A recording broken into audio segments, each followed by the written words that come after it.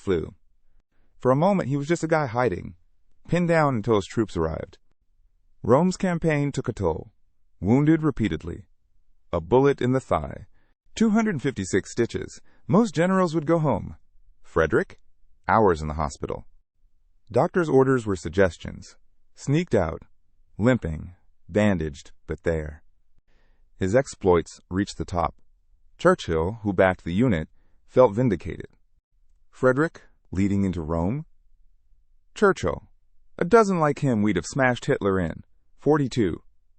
By 1944, war demanded grand strategy. Frederick was moving again. Airborne invasion of France.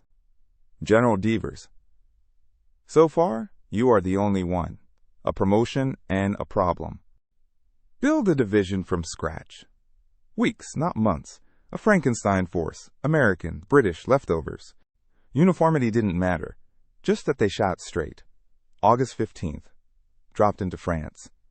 Disaster. Fog, pilot errors scattered troops. Frederick landed hard, ripping his old wound. Alone. Bleeding. He tied a tourniquet and limped off to find his army. A desperate game of find your friends. Directing paratroopers, gliders, even French resistance. Lost souls found their way. Chaos turned into his command center. It actually worked. This ragtag crew took out comms, blew up supplies, and grabbed towns, before the Germans even knew what hit them. By the time the real invasion landed, Frederick's fake army nabbed 350 POWs, and cleared the whole right flank. General Truscott later said, Frederick's skill in building and leading this mixed force is unreal. But his special ops days were over. After a short, weird border gig, his task force was done. In November 1944, Frederick got a new command, the 45th Infantry Division, the Thunderbirds. This time, he wouldn't be creating the unit. He inherited seasoned troops, exhausted and unsure about their young new leader. The Thunderbirds had fought from Sicily to Italy.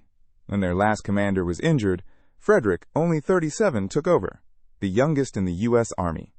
Leading guys who'd seen way more combat than he'd been a general, they weren't instantly impressed. Frederick didn't give a big speech.